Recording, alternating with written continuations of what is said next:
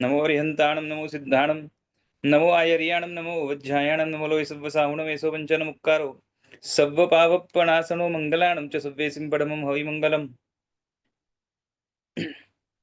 યોગની છઠ્ઠી દ્રષ્ટિના વર્ણનમાં પતંજલિ ઋષિના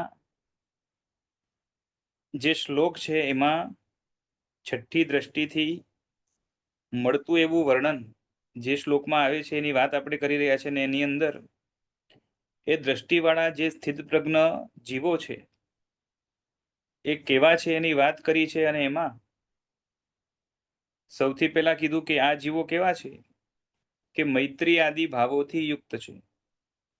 આદિ એટલે શું તો કે મૈત્રી, પ્રમોદ, કરુણા અને મધ્યસ્થ ભાવ, આ ચાર ભાવના જેમના હૃદયની અંદર છે। અને એના સિવાય પણ જેટલી પણ સારી ભાવનાઓ છે કે જેની અંદર ભૌતિક સ્વાર્થનો ત્યાગ થાય છે અને બીજાની હિતચિંતાની વિચારણા હોય છે, તો એવી જેટલી પણ ભાવનાઓ છે એ બધી જ ભાવનાઓ આ દ્રષ્ટિવાળા જીવોને સુંદર હોય છે।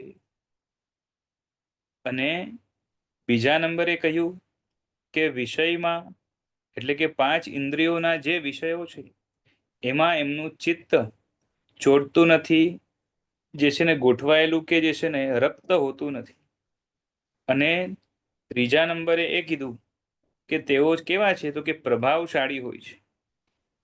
પ્રભાવશાળી એટલે શું તો એનો બે રીતે અર્થ કર્યો કે એક તો ભીમ અને કાંત, બરાબર છે, એટલે કે જે જીવો અયોગ્ય છે અને નુકસાન કરનારા છે સારા એવા તંત્રને એટલે કે શાસનને અથવા તો સારી વ્યવસ્થાઓને જે નુકસાન કરે છે એવા જીવો પ્રત્યે એ ભીમ ગુણવાળા છે, બરાબર છે, એટલે કે કડક છે। અને જે યોગ્ય લાયક જીવો છે એમના પ્રત્યે વાત્સલ્યવાળા છે એટલે કે કાંત ગુણવાળા છે। અને બીજી રીતે પ્રભાવશાળીનો અર્થ એવો કર્યો કે પોતે ધર્મ મૂર્તિ રૂપ છે, પોતાના મનની અંદર ધર્મ પૂરેપૂરો છવાયેલો છે અને એના કારણે એમના વર્તનમાં, એમના વિચારોમાં, એમના શરીરમાંથી નીકળતા જે વાઇબ્રેશન્સ છે એ બધામાં શું છે તો કે પ્રભાવશાળીપણું રહેલું છે।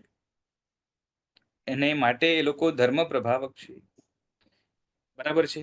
એટલે જીવન એમનું એટલું સુંદર હોય છે, અયોગ્ય કોઈ પ્રવૃત્તિ કરે નહીં, જે કરે બધું યોગ્ય કરે, ઉચિત કરે, યોગ્ય ને ઉચિતમાં પણ શ્રેષ્ઠમાં શ્રેષ્ઠ કરે, શુભતામાં જરાય કોઈ ખામી ન હોય એવા પ્રકારના આ છઠ્ઠી દ્રષ્ટિવાળા જીવો છે। અને માટે એમના ચરિત્ર પર કોઈ આંગળી ઉપાડી શકે એવું હોતું નથી, બરાબર છે।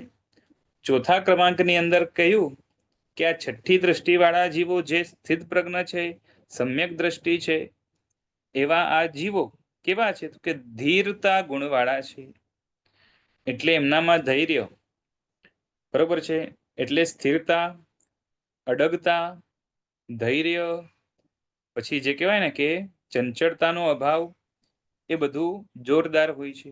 અને માટે એમના જીવનમાં મોટામાં મોટા કષ્ટો આવે તો પણ જે છે ને અણનમ રહે, અડગ રહે, સ્થિર રહે એવા હોય છે, બરાબર છે। અને માટે ક્યારે પણ મોટી જે છે ને જીવનને જોખમકારી પરિસ્થિતિઓ આવે તો એની અંદર પણ એ નિશ્ચલ રહી શકે છે, ક્યારે પણ એમના મનમાં જે છે ને સારી વસ્તુનો ખેદ હોતો નથી, આવી પણ શકતો નથી। અને ખરાબ વસ્તુ છે એનાથી એમને જે ભારે અણગમો છે, બરાબર છે, એ અણગમો પણ જે છે ને કેવો છે તો કે સ્થિર છે। એટલે કે જરાય જે છે ને એમનામાં ખરાબ વસ્તુ કે ખરાબ પરિસ્થિતિ કે ખરાબ જેને કહેવાય એવા દોષો એના પ્રત્યે ખોટી રીતે પણ, બરાબર છે, પાંચમી દ્રષ્ટિમાં હતું આકર્ષણ, પણ છઠ્ઠી દ્રષ્ટિમાં આકર્ષણ જરાય નહીં હોય, બરાબર છે। પાંચમી દ્રષ્ટિની પહેલા તો આકર્ષણની સાથે ઉપાદેયતા પણ હોય, પાંચમી દ્રષ્ટિમાં સમ્યક દર્શન હોવાના કારણે ઉપાદેયતા ન હોય, પરંતુ ત્યાં આકર્ષણ હોઈ શકે છે પૂર્વના કર્મોના કારણે, પૂર્વના એવા સંસ્કારોના કારણે, ચારિત્ર મોહનીયના કારણે. અહીંયા પણ ચારિત્ર મોહનીય કર્મ છે, પણ છઠ્ઠી દ્રષ્ટિવાળાએ ચારિત્ર મોહનીય અને પ્રશસ્તની અંદર ફેરવી નાખ્યું છે પૂરેપૂરું. અને માટે શું થશે તો કે ધૈર્ય સાથે હંમેશા જે ખોટું કે ખરાબ છે એના વિપક્ષમાં અડગતાથી ઊભા હશે, અને સારું છે એના પક્ષમાં પણ અડગતાથી ઊભા રહેશે. પછી એમાં ભલે જે છે ને કેટલો પણ વિરોધ હોય, કેટલો પણ જે છે ને સામા પ્રવાહે જગતમાં એનાથી શું કહેવાય કે એમ ઝંઝાવાત જેવું વાતાવરણ સર્જાય તો પણ જે છે ને ડગશે નહીં. બરાબર છે. જો આમાં એક વાત એક શીખવા જેવી એ છે કે જેને કહેવાય ને કે ધર્મ ઉપર, ધર્મના ભાવો ઉપર, શુભ ભાવો ઉપર, સારા કાર્યો ઉપર, સુકૃતો ઉપર, પછી સદગુણો ઉપર જે છે ને જેને રસ એવો છે કે પૂરેપૂરો એવો કોન્ફિડન્સ છે કે જીવનમાં આના સિવાય બીજું જે છે ને છે શું, આનાથી જીવન સમૃદ્ધ છે, આનાથી વિરોધી જે છે એનાથી તો આત્માની પાયમાલી થાય છે, દીનતા આવે છે, બધું થાય છે. અને માટે આવા ગુણો છે ને એનાથી મારા આત્માને કેવું છે તો કે પૂરેપૂરો આમ કહેવાય ને એકાંતે લાભ છે. એટલે સમજો તમે કે જેમ કોઈ છે ને એ ધર્મ માટે કે ધર્મના રક્ષણ માટે કે ધર્મના તંત્રના રક્ષણ માટે, ધર્મની વ્યવસ્થાઓના રક્ષણ માટે, ધર્મના મુખ્ય અંગોના રક્ષણ માટે જે છે ને જે લડતા હોય એને સામા પ્રવાહે કેટલું પણ થાય તો એ જે છે ને એ ડરતા કેમ નથી? કેમ ડરતા નથી? કેમ કે એમને એક તો જે છે ને કોન્ફિડન્સ શું છે તો કે હું જેના પક્ષમાં ઊભો છું એ પક્ષ જે છે ને એટલો સારો છે, અને એના કારણે જ જે છે ને આ જગતની અંદર બધું સારું થાય છે. બરાબર છે. જેમ કોઈ જે છે ને શાસનની રક્ષા માટે કે શાસનના કોઈ અંગોની રક્ષા માટે એ લડી રહ્યું હોય, બરાબર છે. લડી એટલે શું કે સામેવાળાને જે છે ને એ મારી નાખવું કે એવી વાત નથી, પરંતુ રક્ષણ થાય એના માટે જે પગલાં લેવાના હોય એ લે, અને એમાં જે છે ને સામો પ્રવાહ જોરદાર હોય તો પણ બહુ તો શું થાય, બહુ તો શું થાય તો કે જીવ લઈ લે. પણ એને ખબર છે કે જીવ જાશે તો પણ જે છે ને સારા ભાવો છે, સારી ક્રિયા છે, ઓળખાણપૂર્વકની સારી પ્રવૃત્તિ છે, અને ઊંચીમાં ઊંચી પ્રવૃત્તિ છે. અને માટે જો જીવ જાશે તો પણ જે છે ને એ સારા સ્થાને જશે, સદગતિમાં જશે. ખાલી જે છે ને આ શરીર અહીંયા મુકાઈ જશે, બીજું નવું શરીર મળશે, પરંતુ જે છે ને નુકસાન મને તો કંઈ નથી. આનાથી જીવનમાં સુખ જે છે ને સાંત્વના, ઐશ્વર્ય, સમૃદ્ધિ આત્માની એ વધવાની જ છે. આપણી તકલીફ એ છે કે આપણે બોલીએ છીએ, થોડું કદાચ માનીએ પણ છે, પણ જેટલો કોન્ફિડન્સ જોઈએ એટલો હજી નથી કે હું આત્મા છું અને મારા ગુણોના કારણે જ બધું જ છે ને સારું છે, અને જ્યારે આત્મામાં દોષો છે એના કારણે જ જે છે ને બધું ખરાબ છે. સમજાય છે? બાકી સામો પ્રવાહ કેટલો પણ હોય, શું ફરક પડવો જોઈએ? પણ આપણને ફરક પડે છે. કેમ કે આપણે અમુક જાતના જે છે ને મમત્વમાં ફસાયેલા છીએ, અને અમુક જાતની જે છે ને એ ધર્મની શ્રદ્ધામાં ખામી છે, કચાશ છે. બરાબર કે નહીં? સાચું. મને કે તમને કોઈ જે છે ને એ શાસન માટે લડવાનું કહે, કાં તો સાચા પક્ષમાં રહેવાનું કહે, અને સામો પ્રવાહ કેટલો પણ હોય, બરોબર છે, પણ છતાંય જે છે ને શું થાય તો કે જે છે ને સામે જે લોકો હોય એ લોકો આપણે ન ફાવી શક્યા સમજો, અને આપણી જીત ન થઈ. બરોબર છે. જો આપણા ભાવો સારા હતા એટલે પુણ્ય બંધાશે, પછી એમાં જેટલો કોન્ફિડન્સ વધારે હોય એટલું પુણ્ય બંધાશે, વધારે મજબૂત, બરાબર છે. પણ જે છે ને સામેવાળો શું કહેવાય કે કોઈ કાળના કારણે, કોઈ પરિસ્થિતિના કારણે ફાવી ગયો અને આપણને જોઈએ એવી સફળતા ન મળી એ કાર્યની અંદર, અને કોઈએ આપણને જે છે ને શું કરે કે જે જેલમાં નાખી દીધું, બરાબર છે. તો આપણે જે છે ને એ વિચાર શું આવે કે હું પકડાઈશ, કોઈક મારશે, કોઈક જેલમાં નાખશે, બરોબર છે, તો મારું શું? પણ આને એવું હોય કે મારું શું એવું ના હોય, પણ જે છે ને એ મારા પરિવારનું શું, બરાબર છે. આ બધું હોય ને, હે જી બરાબર છે. કેમ આ બધા વિચારો કેમ આવે છે? બરોબર છે. આપણે હજુ એટલું કોન્ફિડન્સ નથી. અરે કોન્ફિડન્સ એટલે વાંધો શું? જો પહેલી વાત તો કે સારી વસ્તુ માટે હું તમને કહું કે આપણા પરિવારની અંદર જેટલા લોકો હોય, 5, 10, 15, 20 જણા હોય, બરોબર છે, જેને આપણા જેલમાં જવાથી ફરક પડતો હોય, બરોબર છે.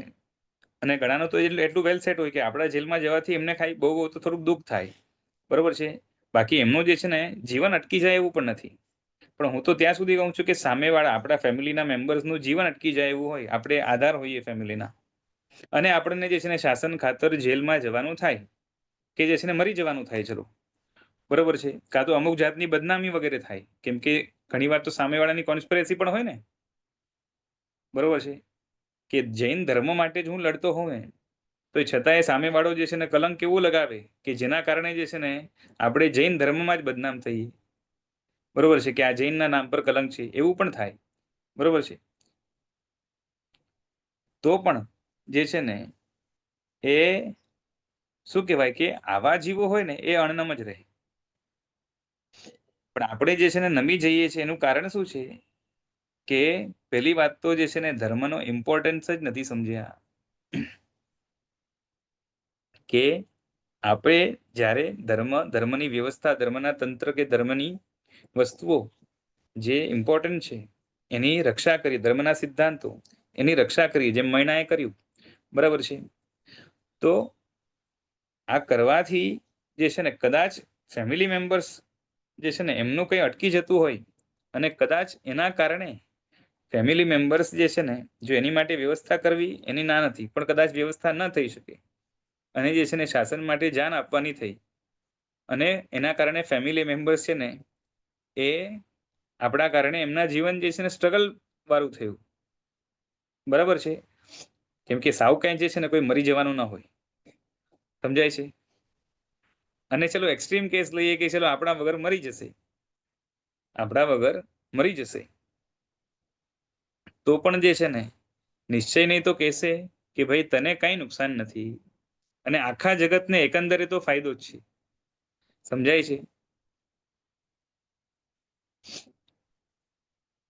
જેમ છે ને કોઈ સિપાહી હોય, અને સિપાહી એટલે સોલ્જર, પેલા હવે એ લડવા માટે જાય ઘર બાર છોડીને બધું, બરાબર છે, અને મરી જાય, અને એના મરવાના કારણે એનો ફેમિલી પણ મરી જાય, કેમ કે એનો આધાર હતો, બરાબર છે.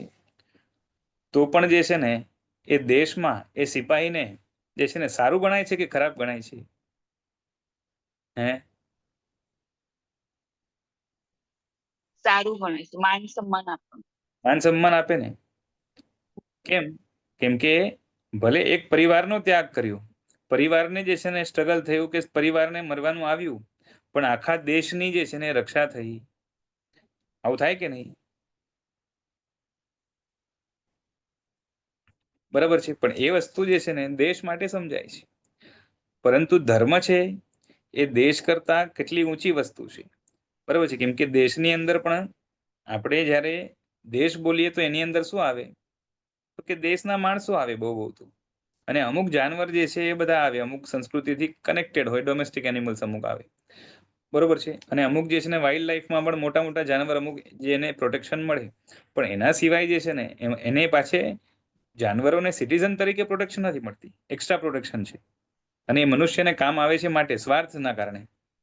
હવે જ્યારે ધર્મ માટે જે છે ને તમે જ્યારે ધર્મના કોઈ પણ અંગને બચાવો છો, દાખલા તરીકે કોઈ જિનાલયને બચાવતા બચાવતા તમારી જાન ગઈ, જિનાલય ઉપર આપત્તિ આવતી હતી કે આફત આવતી હતી, એને બચાવતા બચાવતા, અથવા તો ઉપાશ્રય છે, અથવા તો કોઈ સાધુ સાધ્વી છે, બરાબર છે, તો એના રક્ષણ માટે તમે કંઈક કર્યું અને એમાં તમારી જાન ગઈ. તમારી જાન જવાના કારણે ફેમિલીને પણ જે છે ને દુઃખી થવાનું થયું કે જે થયું, બરાબર છે. પણ હવે તમે કેલ્ક્યુલેટ કરો તો ખ્યાલ આવે કે આ જે એફર્ટ હતો, પુરુષાર્થ હતો, બરોબર છે, એમાં કેમ કે શું થાય, આજે એક સાધુ સાધ્વી કોઈ પણ બચે, અથવા તો એક જિનાલય બચે, અથવા તો એવું કોઈ પણ જે છે ને ધર્મનું મુખ્ય અંગ છે એ બચે, તો એ બચવાના કારણે એ કેટલાનો ઉદ્ધાર થાય હે. અને એમાં પણ પાછી અહિંસા જે છે ને, અહિંસા આદિ બધું જ, એ બધું ખાલી મનુષ્યો પૂરતું નથી. 14 રાજલોકમાં બધી જ જગ્યાએ સુખ શાંતિ ફેલાવાનું કામ આ ધર્મસ્થાનો, ધર્મની વસ્તુઓ, ઉપકરણ જે કહેવાય, અથવા તો ધર્મના જે છે ને એ આલંબનો જે છે, અથવા તો સ્થાવર જંગમ તીર્થો જે કંઈ પણ હોય, તો આ બધાને જ્યારે બચાવવાની વાત આવે ત્યારે એનાથી જે છે ને ઘણાનો શું થાય છે. હું જો મુખ્ય અંગો કહું છું, નાની નાની વસ્તુ માટે તો કરવા જશું ને તો જે છે ને રોજનું ઘણું થશે, ઝઘડા જ થશે રોજ, બરોબર છે. કેમ કે રોજ આવીને ભગવાનની સામે જે છે ને કેટલાય લોકો દેરાસરમાં એ નાની નાની તો આશા ના કરતા હોય કે ના હોય, સમજાય છે. એ નાની નાની વસ્તુમાં જે છે ને કટકટ કરવા જઈએ તો બીજા કોઈને જે છે ને ધર્મ કરવા જ ના મળે શાંતિથી, એટલે એ રીતે ના હોય. પણ જ્યારે મોટા અંગો જે છે અને એમાં પણ મોટી આપત્તિ આવે, બરાબર છે, તો એની રક્ષા માટે જે કરવું પડે, બરોબર છે, વિવેકપૂર્વક એ જ્યારે કરે અને સારા ભાવથી, શુભ ભાવથી, અને પાછો સમજેલો હોય, એટલે એના કારણે એના અધ્યવસાય તો એવા હોય કે ધર્મના અંગો મોટા ટકશે તો ધર્મ શાસન ટકશે. અને આવા ભાવો આવે કોને, તો કે જેને ધર્મ શાસન ઉપર, પરમાત્માના શાસન ઉપર, પરમાત્માના જે આજ્ઞા તંત્ર છે એના ઉપર જે છે ને અનહદ રાગ હોય, ત્યારે જ એ જે છે ને આ રીતે પ્રભાવના રક્ષાના કાર્યોની અંદર એ કૂદી પડે. હવે આવા જેને તીવ્ર ભાવ હોય, આટલું તીવ્ર જેને બહુમાન હોય, એને ભવાંતરની અંદર બોલો શાસન મળે કે ન મળે? કર્મ જ એવા બંધાય, પુણ્ય જેવું બંધાય, અને એ પણ કેવું મજબૂત બંધાય કે જેના કારણે એને શાસન એક તો વારંવાર મળે અને એકદમ નિકટ મળે. નિકટ એટલે શું કે સાધુ સાધ્વીનો સંયોગ પણ નજીક મળે, અને બહુ વધારે જે છે ને વિશિષ્ટ એવા સારા કર્મ બંધાય તો તીર્થંકર જે છે ને સાક્ષાત એની જે છે ને હાજરી આપણી સમક્ષ થાય, એ રીતે જે છે ને કર્મો બંધાય. એટલે નુકસાન નથી, ફાયદો ઘણો છે. પણ આપણને જોઈએ એટલો જે છે ને એ કોન્ફિડન્સ કેમ નથી? કારણ કે કાં તો ધર્મના ઇમ્પોર્ટન્સને બરોબર સમજ્યા નથી, કાં તો જે છે ને શું કહેવાય કે ધર્મની સાથે બીજી વસ્તુ કે બીજી વ્યક્તિઓની સરખામણી કરવી જોઈએ એ બરાબર કરી શકતા નથી. બરાબર કે નહીં? આપણે ધર્મનું કામ કરવાનું આવે, બરોબર છે, સામાન્ય એટલે આપણે રોજની આરાધનાની વાત નથી, પણ જ્યારે ભોગ આપવાનો આવે કે ભાઈ જે છે ને અહીંયા આટલા દિવસ માટે જવું પડશે, અથવા તો આ કાર્યો કરવા પડશે, અથવા તો સાધુ સાધ્વીની જે છે ને આટલી આટલી વ્યય જ કરવાની આવશે, XYZ જે કંઈ પણ હોય જે છે ને, અથવા તો આચાર્ય ભગવંતો પાસેથી કોઈ કામ સોંપવામાં આવે, તો આ બધામાં ઘણીવાર એવું થાય કે આપણે હા કરીએ ને પછી જે છે ને એ કામ લટકતું રહી જાય, અને કાં તો જે છે ને ના પાડી દઈએ, બરોબર છે, કે ભાઈ જે છે ને મારે આખો દિવસ તો હું બિઝી હોઉં છું, બરોબર છે, મને ટાઈમ મળતો નથી, અને થોડોક ટાઈમ છે તો મારે ફેમિલી સાથે સ્પેન્ડ કરવું પડે. આમ તેમ કરીને જે છે ને એ જાત જાતની વસ્તુ આપણે આગળ લાવીએ. હું એમ નથી કહેતો કે બહાના છે, આ બધી વસ્તુ છે, બધી વસ્તુ ઇમ્પોર્ટન્ટ પણ છે, પણ એ બધી વસ્તુ ઇમ્પોર્ટન્ટ હોવા છતાં પણ જે છે ને ધર્મ છે એનો ઇમ્પોર્ટન્સ બાકી બધા કરતા ઊંચો છે, વધારે છે. સમજાય છે?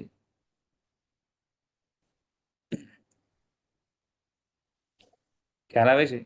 અને રેગ્યુલરમાં જે છે ને જે રીતે થતું એ થાય, પણ જ્યારે કટોકટીની વારી આવે, બરોબર છે, ત્યારે દાખલા તરીકે જે છે ને એ ધર્મના એ મુખ્ય અંગોની રક્ષા એની વાત આવે, અને ત્યારે જે છે ને કદાચ આપણને આપણા ધણી હોય, વડીલ હોય, માતા પિતા હોય, એ ના પાડે, તો યોગ્ય રીતે એમને સમજાવવા છતાં પણ ન સમજે તો એમની વાતનું ઉલ્લંઘન કરીને પણ જે છે ને એ ધર્મના અંગોની રક્ષા કરવી. શું કહું છું? માતા પિતાની જે છે ને જે છે ને કીધા, પરમિશન લીધી, છતાં પણ જે છે ને ન માન્યા કે ના પાડે છે, તો એમની વાતનો જે છે ને ઓવરટેક કરીને પણ જે છે ને એ ધર્મના કાર્યો જે ઊંચા, જે કટોકટી વાળા હોય, ક્રાઇસિસ વાળા, બરોબર છે, કરવાના આવે.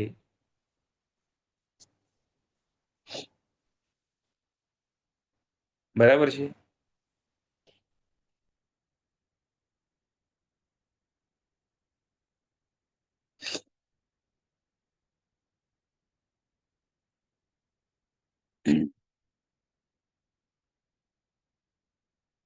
એટલે આ છઠ્ઠી દ્રષ્ટિ વાળા કેવા છે? તો કે ધીર છે. અને આ ધીરજ આવે છે ક્યાંથી? તો કે પાવર જ અંદર ધર્મનો છે. અંદર જે પાવર છે એ આવે છે ક્યાંથી? ધર્મ ઉપર એટલો કોન્ફિડન્સ છે. ધર્મ જે ગુણો આપે છે એનો રાગ એટલો છે, એમાં રસ એટલો છે. ધર્મના કારણે જે માનસિક સંતોષ, માનસિક તુષ્ટિ, માનસિક પુષ્ટિ, માનસિક શાંતિ મળે છે, એ એને બરાબર ઓળખાઈ ગઈ છે. અને એના કારણે એને ખબર છે કે મારે જીવનમાં અહીંયા પણ શાંતિ જોતી હશે, પ્રભુમાં પણ સારું જોતું હશે, શાંતિ જોતી હશે, સગવડ જોતી હશે. સગવડ એટલે શું? અનુકૂળતા. પછી ભૌતિક હોય કે જે છે ને ધાર્મિક હોય, અને ઇવન અધ્યાત્મ માટે પણ જે આલંબનો જોતા હશે, બધું જ મળશે કે નાથી? તો કે ધર્મથી મળશે, ધર્મના ભાવોથી મળશે. અને માટે જે છે ને એમનામાં એટલી ધીરજ હોય છે. ખ્યાલ આવે છે? જો એક રીતે એવું પણ થાય, ધીરજના આમ ઘણી રીતે અર્થ થાય. એક રીતે આમ અડગતા કહેવાય, પણ થાય શું? દાખલા તરીકે છે ને આપણે અતિચારમાં બોલીએ, ધર્મ તણા ફળ તણે વિશે સંદેહ કીધું, બરાબર છે? એટલે ઘણીવાર એવું થાય કે આપણે છે ને આરાધના કરતા હોઈએ, ઘણા વર્ષોથી પૂજા કરતા હોઈએ, સામાયિક કરતા હોઈએ, પ્રતિક્રમણ કરતા હોઈએ, કન્ટિન્યુ કરતા હોઈએ, ખાડો પાડ્યા વગર કરતા હોઈએ. ઘણા એવા હોય કે કન્ટિન્યુઅસ એકાસ ના કર્યા હોય, અથવા તો એકાસનાથી નીચેનું પચકાણ ના કર્યું હોય, અથવા તો બ્યાસનાથી નીચેનું ન કર્યું હોય, ક્યારે છૂટું ન રાખ્યું હોય 10-15 વર્ષ. અને પછી પણ જે છે ને એ શાસ્ત્રના જે દ્રષ્ટાંતો જોઈએ, જે મહાપુરુષોના, અને ઘણાના તો જીવનમાં આવી કન્ટિન્યુઅસ છે ને તપની અથવા તો બીજી કોઈ એવી આપણે જેવી છે એવી આરાધના ના હોય, અને એમના જીવનમાં અમુક જાતના ભૌતિક ફળો અથવા તો અમુક જાતની મનની શાંતિ, સદગતિ, એ બધું જોઈએ અને આપણને લાગે કે મેં આટલું કર્યું, મને ના મળ્યું, આમને કઈ રીતે મળ્યું? એટલે ધર્મની વાત જે છે ને આપણને ઘણા તો એ મગજમાં એવું હોય કે શાસ્ત્રો થોડુંક જે છે ને ઓવર બતાવે, જેથી કરીને આપણને એના ઉપર કોન્ફિડન્સ આવે. બાકી આટલું ઇઝીલી જે છે ને ફળ મળે નહીં, એવું મગજમાં બેઠું હોય ઘણાને. ઘણાને એવું હોય જે છે ને સંદેહ જ થાય કે આ બધું કર્યું પણ ફળ મળશે કે શું, ભગવાન જાણે. બરોબર છે? કોણ જોવા ગયું છે પરભવમાં? હમણાં સુધી તો આ જે છે ને થયું નથી, બરોબર છે? એટલે ફળ મેળવવાની પણ અધીરાઈ હોય. જ્યારે આ છઠ્ઠી દ્રષ્ટિ વાળાને તો એવું છે જ નહીં. એને ખબર છે, આમ પણ કેવું છે, એ પોતાનું માનસ જ એવું છે કે ધર્મ જે છે ને એ ભાવો સાથે વિંધાયેલું છે, તાણાવાળાની જેમ વણાયેલું છે. અને માટે એના જીવનમાં ધર્મનું આચરણ હોય, સંસારના જે છે ને કાર્યોનું આચરણ હોય, છતાં આપણા મનની અંદર ધર્મ બુદ્ધિ હોય એટલે ધર્મ જ કહેવાય આમ તો. અને એ ધર્મના ભાવોના કારણે સતત મનની અંદર એટલી શાંતિ હોય, એટલી સમાધિ હોય, બરોબર છે? માનસિક સમાધિની વાત થાય છે. પછી એટલી જ જે છે ને તૃપ્તિ હોય, એટલી જ જે છે ને એ અજંપા રહિતપણું, એટલે કે એ શું કહેવાય કે સ્વસ્થતા હોય, સ્થિરતા હોય, ગંભીરતા હોય, પછી સત્વ હોય, બરોબર છે, નિડરતા હોય, આ બધું જ હોય. અને માટે એને જે છે ને આગળ જઈને ક્યારે ફળ મળશે શું, પેલી વાત તો જે છે ને ભૌતિક ફળો ધર્મથી મળે છે, બરોબર, ચોક્કસ મળે છે, એને ખબર પણ છે. છતાં પણ એ ફળની એને લાલચ નથી. કારણ કે જે છે ને નિશ્ચય એનો વૈરાગ્ય છે. અહીંયા સુખ જરાક પણ એને રતિ કરાવનાર નથી, ભૌતિક, બરાબર છે? અને દુઃખ જે છે ને ક્યારેય પણ અરતિ કરાવનાર નથી છઠ્ઠી દ્રષ્ટિવાળાને. અને માટે એમની ધીરતા જે છે ને એક બહુ હાઈ લેવલની જે છે એ લોકોમાં હોય છે, બરાબર છે? એટલે કહી શકાય કે શુભ ભાવની ધીરતાનું જે લેવલ આવે હાઈએસ્ટ, એ બધું અહીંયા આવી જાય છે. પછી એની આગળ જે છે ને ધીરતા આગળની જે આવશે 7મી 8મી દ્રષ્ટિ વગેરેમાં, તો એમાં તો એ ધીરતા હજી અલગ કક્ષાની હશે, અલગ લેવલની હશે, બરાબર છે. પણ અહીંયા પણ જે ધીરતા છે આપણે ઇમેજિન કરી શકીએ કદાચ એના કરતા ઘણી ઊંચી છે, બરાબર છે. જો એક સમજો કે કોઈ પણ દ્રષ્ટિમાં કાં તો કોઈ પણ ભૂમિકાના આરાધક માટે, સાધક માટે જે ગુણ બતાવ્યા હોય ને એ ગુણની કંઈક સ્પેશિયાલિટી હોય, બરોબર છે. તમે હવે અહીંયા ધીરતા બોલો છો તો કે શું પહેલી દ્રષ્ટિમાં ધીરતા ના હોય, બીજી દ્રષ્ટિમાં ના હોય? એ લોકોને ગજબની ધીરતા હોઈ શકે છે, બરાબર છે. પણ અહીંયા ધૈર્ય ગુણને જે છે ને હાઇલાઇટ કર્યું, એનું કારણ શું કે અહીંયાની ધીરતા તો એટલી બધી જોરદાર છે કે એને હાઇલાઇટ કરવી પડે કે ધીરજ એટલી છે કે આપણને જે છે ને કદાચ એને શું કહેવાય કે સમજવું પણ અઘરું છે.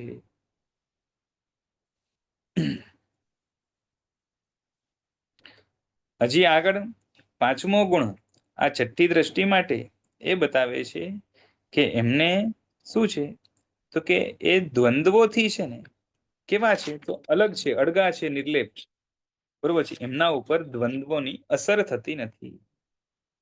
લખ્યું કે દ્વંદ્વોથી અદૃશ્યપણું છે, બરોબર છે.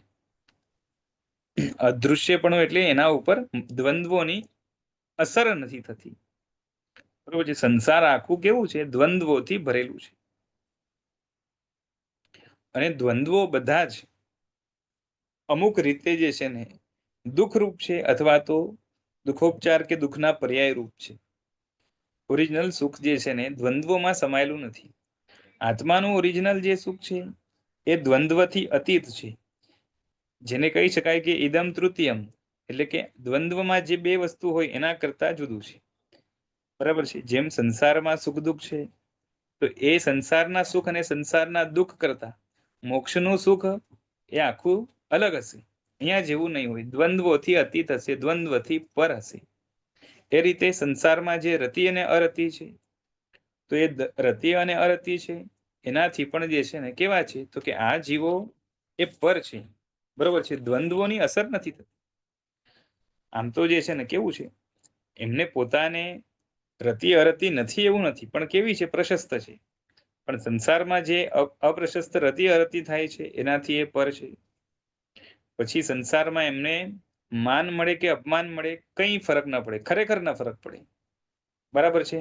એમનું મન એટલું જે છે ને શાંત છે, પ્રશાંત છે. પછી નિંદા અને પ્રશંસાથી પણ જે છે ને પર છે. એટલે કોઈ કેટલી પણ નિંદા કરે કંઈ ફરક ના પડે, કોઈ કેટલી પણ પ્રશંસા કરે કંઈ ફરક ના પડે. પછી શરીરમાં જે છે ને કોઈ રોગ હોય કે શરીરમાં સ્વાસ્થ્ય હોય, આરોગ્ય હોય તો પણ એમને કંઈ અસર ન થાય, બરાબર છે. જેમ છે ને સનતકુમાર ચક્રવર્તી દીક્ષા લીધી એના પછી સાધના કરે છે, બરાબર છે. એમની સાધના તો જો કે આ છઠ્ઠી દ્રષ્ટિ કરતા ઉપરના લેવલની છે, પણ એમને આટલા રોગો છે પણ એમને રોગ કાઢવાની પણ જે છે ને વિચારણા નથી.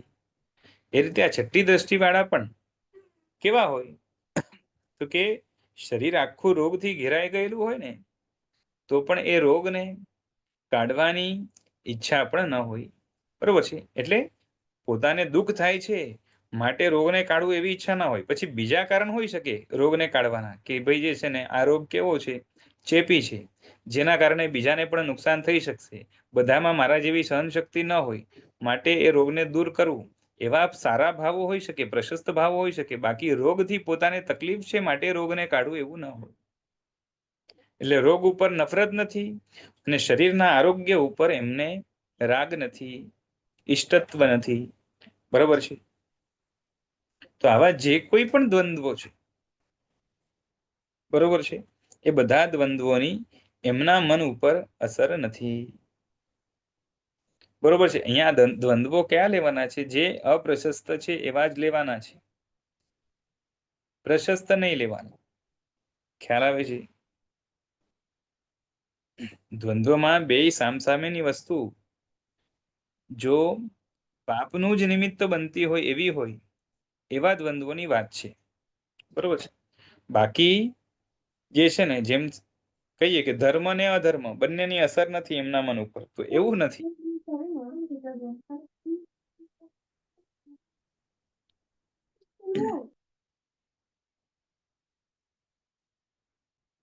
બરાબર છે. ધર્મ અને અધર્મ બંનેની અસર નથી એવું નથી પાછું.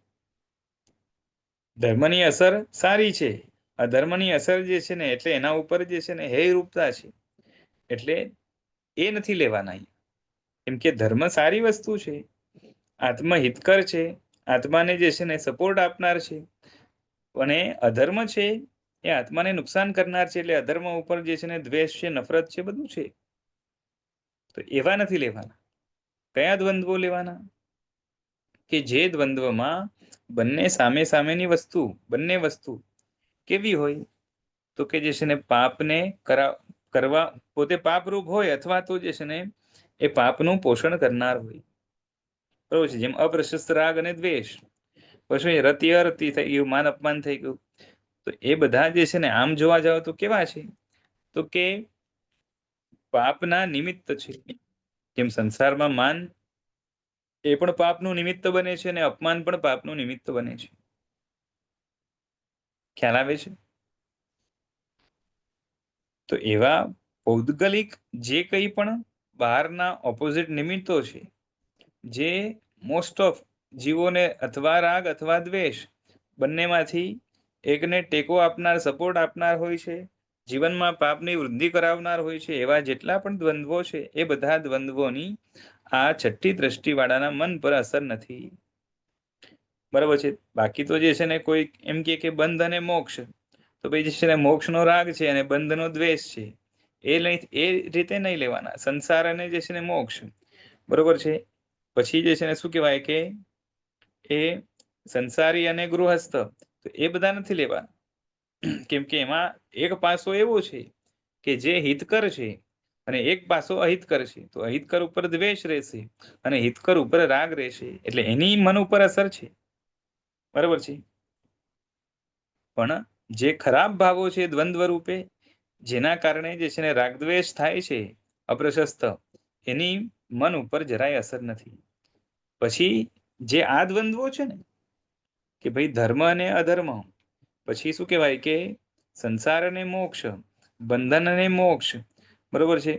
એવા જે દ્વંદ્વો છે એનાથી પર તો જે સમતાધારી મુનિઓ હોય, જેના મનમાં હવે પ્રશસ્ત કશાય પણ જે છે ને એને સ્થાન નથી, બરાબર છે, સાધનામાં લીન છે, એવા બધા જે છે ને આગળની જે છે ને સાતમી દ્રષ્ટિમાં એની વાત આવશે. તો એ આગળ આવશે. બરાબર છે. એટલે અપ્રશસ્ત ભાવોના કારક જેટલા પણ દ્વંદ્વો છે, એ દ્વંદ્વોમાં એમને રાગ કે દ્વેષ નથી, અને એના કારણે જ એમના મનમાં જે છે ને એ મૈત્રી આદિ ભાવો ટકી રહે છે. વિષયોમાં પણ એમને કોઈ જે છે ને વૃદ્ધિ, આસક્તિ, રતિ, રાગ, ચોટવાપણું, આકર્ષણ નથી. બરાબર છે. એટલે ભગવદ્ ગીતામાં જે વ્યાસ મુનિએ સ્થિત પ્રજ્ઞાના જે લક્ષણો કયા છે એ બધા જ અહીં ઘટે છે. બરાબર છે. ભગવદ્ ગીતામાં જે છે ને વ્યાસ મુનિએ સ્થિત પ્રજ્ઞ ભૂમિકા કેવી હોય એનું સુંદર વર્ણન કર્યું છે, એના લક્ષણો બતાવ્યા છે, અને એ બધા જ લક્ષણો આ છઠ્ઠી દ્રષ્ટિવાળા યોગી એનામાં ઘટે છે. પાંચમી દ્રષ્ટિ સુધી આવા દ્વંદ્વોની મન પર અસર થાય છે. બરાબર છે. રતિ અરતિ થાય, માન અપમાનની પણ જે છે ને મન પર અસર થાય, બધું થાય. બરોબર છે. પણ અહીંયા નહીં થાય.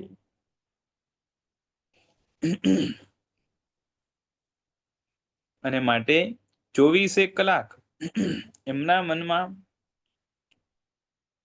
પાંચમી દ્રષ્ટિવાળાને અશુભ ભાવ બેઠેલો છે. શુભ પણ છે પણ અશુભ પણ છે. બરાબર છે. અને અશુભ ભાવ અંદર બેઠેલો હોવાના કારણે બારે વ્યક્ત થાય તો વધારે પાપ બંધાય, વ્યક્ત ન થાય તો પણ જે છે ને એની મંદ મંદ અસરો એની ઉપયોગ ધારામાં રહેવાની, અને માટે એના કારણે પાપ બંધ એમને સતત ચાલુ છે. અને આમને પાપ બંધ નથી, પરંતુ પુણ્યનો બંધ સતત ચાલુ છે. બરાબર છે. એટલે આમને કેવું છે, પાંચમી દ્રષ્ટિવાળાને આર્ત ધ્યાનને અનુકૂળ એવા સંકલ્પ વિકલ્પ પડેલા હોય છે. બરાબર છે. ખાલી પ્લસ પોઈન્ટ એ છે કે સમ્યક દ્રષ્ટિ છે માટે વૈમાનિક બાંધશે ગતિ પણ અને આયુષ્ય પણ, પરંતુ અંદરમાં જે ભાવો છે એના કારણે જો સમ્યક્ત્વ ન હોય તો તિર્યંચ ગતિ બંધાવાના ચાન્સીસ રહે. બરાબર છે, કેમ કે આર્ત ધ્યાન છે એ તિર્યંચ ગતિના બંધનું કારણ છે, પણ સમ્યક્ત્વ છે એ આર્ત ધ્યાનના ભાવને મંદ કરી નાખે છે, અને માટે એ આર્ત ધ્યાન જે છે એ તિર્યંચ ગતિ નહીં બંધાવે. કેમ કે આપણે કીધું કે અપોસી હોય બંધો જેણ ન નિધમ દસમ કુણઈ, નિર્ધ્વંસ ભાવ નથી અને એના કારણે એમને અલ્પ બંધ છે, અને બંધમાં મંદતા થવાના કારણે એ આર્ત ધ્યાન એમને જે છે ને તિર્યંચ ગતિ નહીં બંધાવે, પરંતુ મનુષ્ય કા દેવ ગતિ જ બંધાવે. પાંચમી દ્રષ્ટિવાળાની વાત થાય છે. બરાબર છે. અને છઠ્ઠે ગુણ સ્થાનકે જે સાતીચાર ચારિત્ર વાળા રહેલા છે સાધુઓ, છઠ્ઠા ગુણસ્થાનક વાળા, બરાબર છે, એમને પણ આર્ત ધ્યાનની શક્યતા છે, પાંચમી દ્રષ્ટિમાં રહેલા હોય એટલે. બરાબર છે. અને એના પછી જે નિરતિચાર ચારિત્ર છે, બરાબર છે, છઠ્ઠે ગુણસ્થાનક વાળા પણ નિરતિચાર ચારિત્ર વાળા હોય તો એની અંદર જે છે ને એ આર્ત ધ્યાન હોતું નથી. બરાબર છે.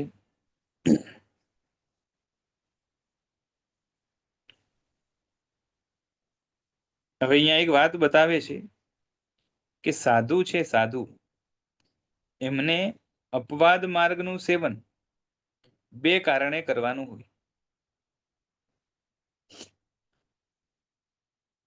સાધુ છે જે ભગવાને એમને રેગ્યુલર કે રૂટીન માર્ગ બતાવ્યો હોય, જેને આપણે મૂળ માર્ગ, ઉત્સર્ગ માર્ગ અથવા તો રાજમાર્ગ કહીએ, એ જે બતાવ્યો હોય એમાંથી ખસવાનું જ્યારે પણ આવે તો એ બે કારણથી ખસવાની વાત છે. એટલે કે ઉત્સર્ગમાંથી અપવાદમાં જવું, બરાબર છે, રાજમાર્ગમાંથી જે છે ને કેડી માર્ગમાં જવું. તો ક્યારે? તો કે અસમાધિ આદિથી બચવા. એટલે સમજો કે બીમારી થઈ છે, સહન થાય છે, તો ઔષધ લેવાની જરૂર નથી, કારણ કે ઔષધમાં મોટે ભાગે તો એવું થાય કે આધા કર્મી વગેરેના ચાન્સીસ હોય. હવે આધા કર્મી વગેરે વગેરે કેમ કે બીજા પણ દોષો સંભવે છે, પણ એ બધા જે દોષો છે, અને એમાં પણ ઘણી વાર તો શું થાય કે જે રૂટીનમાં ભક્ષ્ય ગણાતું હોય એના કરતા ખસીને જે રૂટીનમાં ભક્ષ્ય ન ગણાતું હોય એવી વસ્તુનું સેવન કરવાનું આવે, અથવા તો જેની રૂટીનમાં ના પાડી હોય એવી વસ્તુનું સેવન કરવાનું આવે. આવું જે છે ને જાત જાતનું હોઈ શકે છે. એટલે એ છે ને અપવાદ છે. પણ અપવાદનું સેવન ક્યારે થાય? તો કે જે છે ને સમાધિ હવે રહેતી નથી, હવે મન અસ્વસ્થ બને છે ને આર્ત ધ્યાન તરફ જાય છે, અને પછી આર્ત ધ્યાન ઘણી વાર જે છે ને એવું વધે કે જેના કારણે ડાઉનફોલ થાય. એવું ન થવું જોઈએ. બરાબર છે, કેમ કે સમ્યક્ત્વ હોય તો આમ તો જે છે ને એમાં અતિચાર, શૈવક્ષમિક સમ્યક તો મોટા ભાગના જીવોને હોય એટલે એમાં અતિચાર લાગવાના ચાન્સીસ હોય છે. અને ઘણી વાર તો સાદું હોય તો એનું જે છે ને સમ્યક્ત્વથી કદાચ પતન ન થાય, પણ સમ્યક્ત્વ સુધી સમજો છઠ્ઠા ગુણ સ્થાનક છે ત્યાંથી જે છે ને ચોથા ગુણ સ્થાનકે આવી જાય તો પતન ગણાય એક જાતનું. બરોબર છે. પૂરેપૂરું પતન ન કરાય, કારણ કે સમ્યક દ્રષ્ટિ છે, સંસાર સતત કાપે છે, વૈમાનિક ગતિ બાંધે છે, બધું છે. અને કદાચ સમ્યક દ્રષ્ટિ પણ હોય આત્મા ચોથા ગુણ સ્થાનક વાળા તો એમને અતિચાર લાગવાના તો ચાન્સીસ છે. નિકાચિત કર્મ ના હોય ત્યાં સુધી પડશે નહીં, પણ અતિચાર લાગશે. અને અતિચારના કારણે પણ અમુક જાતના એવા કર્મો બંધાય છે આગળ જઈને હર્ડલ પેદા કરે. બરાબર છે. એટલે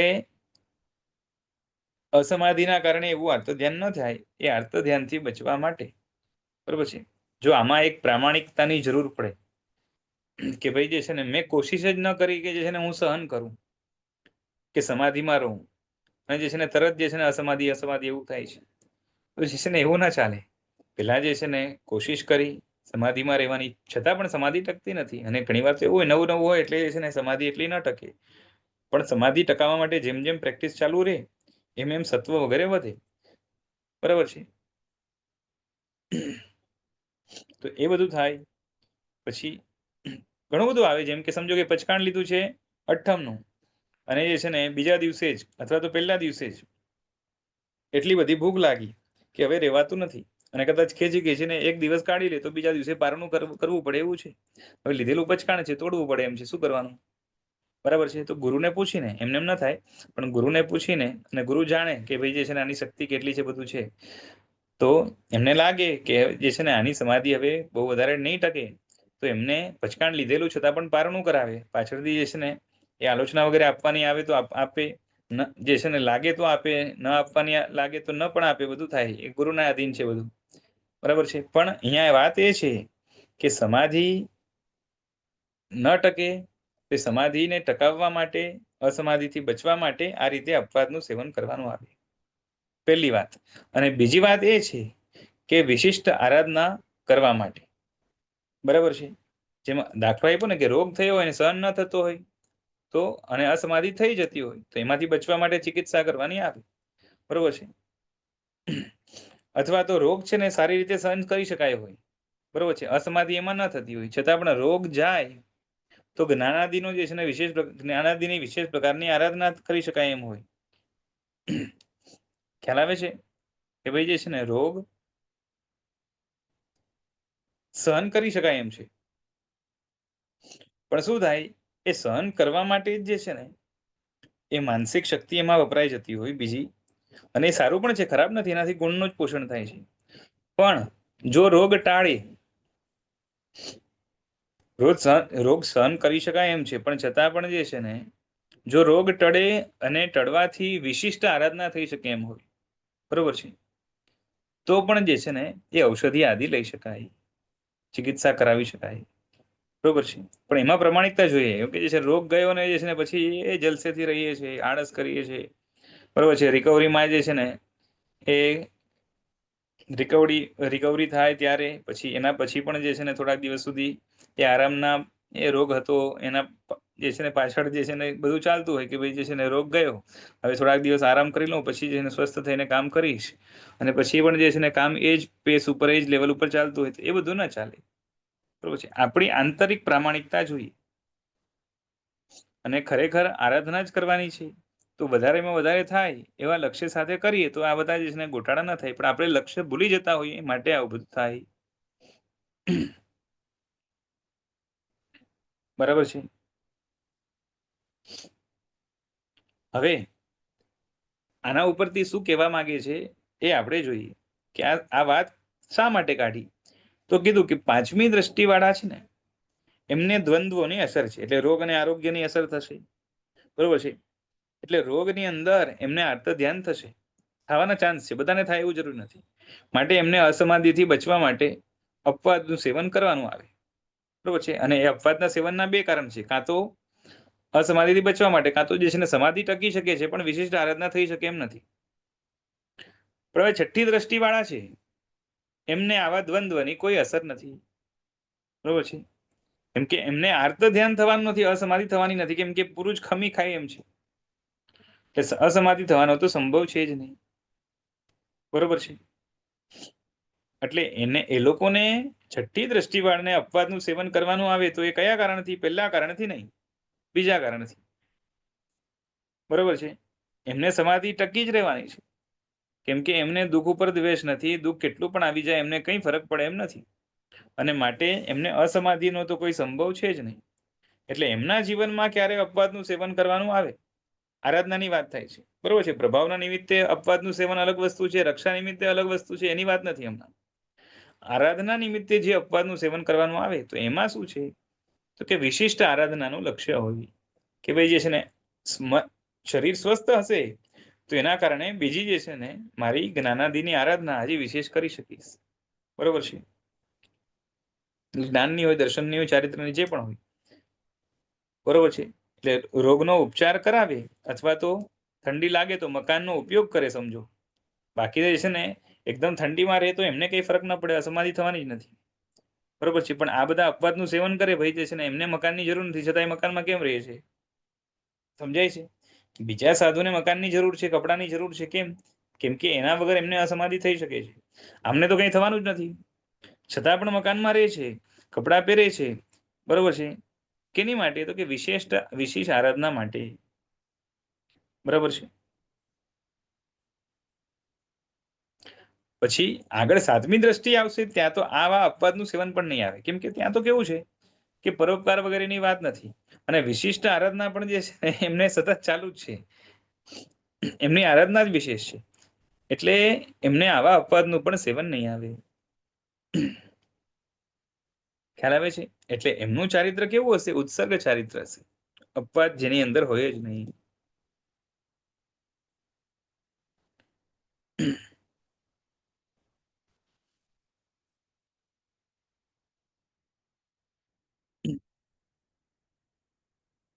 હવે અહીંયા બતાવે છે કે સનતકુમાર ચક્રવર્તી 6ઠ્ઠી દ્રષ્ટિમાં હતા, એટલે દીક્ષા લીધા પછીની વાત છે, બરાબર છે. એટલે મેં તમને પેલા કીધું કે 7મીમાં, પણ 7મીમાં નહીં હોય, એટલે આ જે બતાવ્યું ને અપવાદ એના ઉપરથી ખ્યાલ આવે છે. એટલે એમને રોગ સહન કરવાની શક્તિ હતી અને કરતા પણ હતા, બરોબર છે. એટલે આરાધનામાં એમને રોગ જે છે ને કોઈ બાધક નહોતું, અને એમણે ઉપચાર કર્યો પણ નથી, બરોબર છે. પરંતુ તેમને કોઈ મારવા માટે આવે તો ખસી જાય, બાકી મરે કોઈ મારવા માટે આવે તો પણ એમને ફરક ના પડે, મરણાંત પણ ઉપસર્ગ સહન કરે, કારણ કે જે છે ને એમને લાંબુ સંયમ પાડવું છે. એટલે જે છે ને હાથે કરીને મરવા માટે ત્યાં ઉભા ન રહે.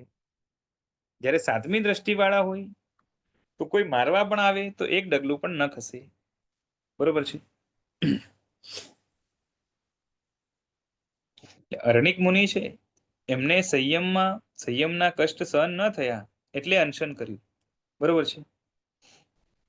અરણિક મુનિ છે ને એમને શું થયું તો કે સંયમના કષ્ટ હતા એ સહન ન થયા, એટલે એમણે અનશન કર્યું. એ વખતે 6ઠ્ઠી દ્રષ્ટિ વાળા નથી, કારણ કે દુઃખની તેમના મન ઉપર અસર હતી, બરાબર છે.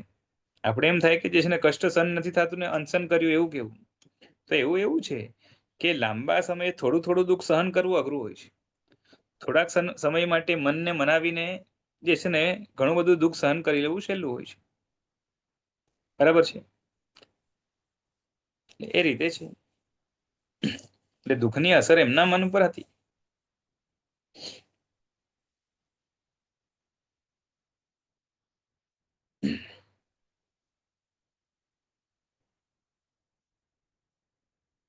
આગળ કહે છે કે પુણ્યાનુબંધી પુણ્યથી મળતા ભોગો પણ ચંદનના અગ્નિ જેવા છે. પુણ્યાનુબંધી પુણ્ય, જો એક આ 6ઠ્ઠી દ્રષ્ટિ વાળા જીવો, આમ તો 5મી દ્રષ્ટિ વાળા જીવો પણ જે છે ને અનુબંધ તો પુણ્યનો જ કરે છે, પણ 5મી દ્રષ્ટિ વાળા જીવો પુણ્યાનુબંધી પાપ પણ બાંધે છે, કારણ કે મનની અંદર હજી અશુભ ભાવ રહેલા છે. 6ઠ્ઠી દ્રષ્ટિ વાળા જીવોને મનમાં જરાય પાપ હોતો જ નથી, અપ્રશસ્ત કશાય નહીં હોવાના કારણે, અને માટે સતત બાંધશે શું કે પુણ્યાનુબંધી પુણ્ય જ બાંધશે. પણ પાછું પુણ્યાનુબંધી હોય જે હોય, પણ છે તો પુણ્ય, અને પુણ્ય એ આત્મા માટે વિકૃતિ છે. આત્મા માટે અમુક રીતે જે છે ને આરાધનામાં સહાય કરે, પણ આત્માનો સ્વભાવ નથી, બરાબર છે. જેમ કોઈ માણસ લાકડી લઈને ચાલતો હોય તો લાકડી એને સહાય કરે, બરાબર છે, લાકડી સારી છે, પણ છતાં એ વ્યક્તિનો પોતાનો અંગ નથી, અને ઉપરથી આમ જોવા જાવ તો વ્યક્તિ નબળો છે માટે એને લાકડીની જરૂર છે, બાકી આમ તો જે છે ને વ્યક્તિ માટે લાકડી એ એક્સ્ટ્રા વસ્તુ કહેવાય, બોજ કહેવાય, બરોબર છે. પણ હવે એને બોજને સ્વીકારવો પડ્યો છે, કેમ કે પોતે નબળો છે માટે. એટલે જેમ લાકડી શરીરનો મૂળ અંગ નથી કોઈ, પણ ટેકારૂપ છે, એ જ રીતે પુણ્યાનુબંધી પુણ્ય પણ આત્માનો મૂળ અંગ નથી, ટેકારૂપ છે, બરાબર છે. એટલે અહીંયા કીધું કે પુણ્યાનુબંધી પુણ્યથી જે કંઈ પણ મળે છે, જે ભોગો મળે, જે કંઈ પણ મળે, એ પણ કેવા છે તો કે ચંદનના અગ્નિ જેવા છે. કે અગ્નિ ભલે ચંદનનો હોય, બરોબર છે, પણ અગ્નિ તો અગ્નિ છે ને, માટે બાળશે તો ખરા જ. તો એ જ રીતે જે છે ને છઠ્ઠી દ્રષ્ટિમાં જેટલા પણ શુભ ભાવો છે એ શુભ ભાવો પણ આત્માને તો બાળે જ છે. મનને સુખ આપશે, આત્માને બાળશે, અને સાથે છઠ્ઠી દ્રષ્ટિમાં જેટલા શુદ્ધ ભાવો રહેલા છે એટલી આત્માને ઠંડક મળશે. બરાબર છે? કેમ કે છે તો ભલે ને પ્રશસ્ત, પણ કષાય જ છે. અપ્રશસ્ત કષાય કરતા ઓછું. બરાબર છે? બીજા જે છે ને બળતણ જેવા લાકડા હોય, ફટાફટ બળી જાય ને બધા જે હોય, જેની અંદર પોતામાં પણ ઠંડકનું પેલું ના હોય, પણ આ કેવા છે કે ચંદનના છે. લાકડું પોતે જે છે ને ઠંડક આપનાર હોવા છતાં પણ જ્યારે બળે એ તો જે છે ને બીજાને પણ બાળે એવું છે. એટલે ઊંચા પુણ્યથી મળેલા પણ જે કંઈ પણ ભોગો છે પુણ્યાનુબંધી પુણ્યના, બરોબર છે, એમાં પણ જે વ્યક્તિ કોઈ લપટાય, બરોબર છે, કેમ કે જે છે સાવધાની રાખવી પડે, જો લપટાયા તો મરશે. બરોબર છે? હા, એની અંદર જે અનાસક્ત રહે, બરોબર છે, એને એતા રહે. કેમ કે કેવું છે પાછું, પુણ્યાનુબંધી પુણ્ય ભલે રહ્યું છે, પુણ્ય એને જે છે ને પાપાનુબંધી બનતા પણ વાર ના લાગે. આત્મા પોતાના અધ્યવસાયો દ્વારા જે છે ને એને પલટી કરાવી શકે છે. બરાબર છે? એટલે સાવધાની તો રાખવી પડે પુણ્યાનુબંધી પુણ્યમાં પણ. છઠ્ઠી દ્રષ્ટિ વાળાના પણ ભોગો, બરોબર છે, કેવા છે તો એ છે ને એ મંત્રથી મંત્રિત અગ્નિ જેવા છે. એ બાળનાર થતા નથી. કેમ કે જે છે ને પુણ્યાનુબંધી પુણ્ય, હવે અહીંયાથી જે છે ને લપટાવાના ચાન્સ કેમ નથી છઠ્ઠી દ્રષ્ટિ વાળાને? કેમ કે અત્યંત જાગૃત છે. બરોબર છે? પાંચમી દ્રષ્ટિ વાળો અનાસક્ત નથી રહી શકતો. છઠ્ઠી દ્રષ્ટિ વાળો અનાસક્ત રહી શકે છે, માટે લપટાઈ શકતો નથી. ખ્યાલ આવે છે? અને એનું કારણ જ એ છે કે દ્વંદ્વથી પર છે. દ્વંદ્વથી જે પર ન હોય એ પૂરેપૂરો અનાસક્ત ન રહી શકે. સુખ મળે સુખી થઈ જાય, દુઃખ મળે દુઃખી થઈ જાય. બરોબર છે? સંસારનું ભૌતિક. અને એના કારણે એ લપટાઈ જાય. અને એના કારણે શું થાય તો કે જે છે ને પુણ્ય હતું પુણ્યનું બંધી, એમાં પણ જે કાં તો અતિચાર લાગવાના કારણે થોડુંક પાપાનું બંધી જેવું થઈ જાય, અથવા તો જે છે ને નીચે પડે. જો ઉદય આવે જે છે ને ચારિત્ર મુનિનો વિશેષ, અથવા તો જે છે ને મિથ્યાત્વ મુનિનો આવે તો સાવ નીચે પડે. એ બધું બને. પણ છઠ્ઠી દ્રષ્ટિ વાળા વધારે સેફ છે. વધારે એટલે ઘણા સેફ છે. બરાબર છે? અને એનું કારણ જ છે કે દ્વંદ્વોથી પર છે. અને એના કારણે જ જે છે ને અનાસક્ત છે. રાગ દ્વેષની અસર નથી. અપ્રશસ્ત. બરાબર છે? એના પછીના જે બે લક્ષણો છે એ આપણે પછી જોશું. છઠ્ઠી દ્રષ્ટિ વાળાના છઠ્ઠા અને સાતમા જે લક્ષણ બોલો કે ગુણ બોલો, આમ ગુણ છે જે છે ને પાતંજલ ઋષિએ બતાવ્યા છે, એ આપણે જોવાના છે છઠ્ઠા અને સાતમા. કે એ લોકો અભિષ્ટ લાભને પ્રાપ્ત કરનારા હોય છે, એટલે ઈચ્છિત લાભને પ્રાપ્ત કરનારા હોય. અને સાતમા નંબરે અત્યંત લોકપ્રિય છે. બરાબર છે? આમ તો લોકપ્રિયત્વ કે જનપ્રિયત્વ એ બધું જે છે ને માર્ગાનુસારીમાં જ આવી જાય છે, પણ અહીંયા એની પરાકાષ્ઠા છે. એટલે એ બહુ ઊંચા લેવલનું આવશે. બરાબર છે? એ બધું આપણે અવસરે જોશું. આજે સમય થયો, રાખીએ. જીનાકના વિરુદ્ધ કંઈ બોલાયું હોય તો મિચ્છામિ દુક્કડમ પ્રણામ. પ્રણામ સર. પ્રણામ. પ્રણામ. આભાર. પ્રણામ.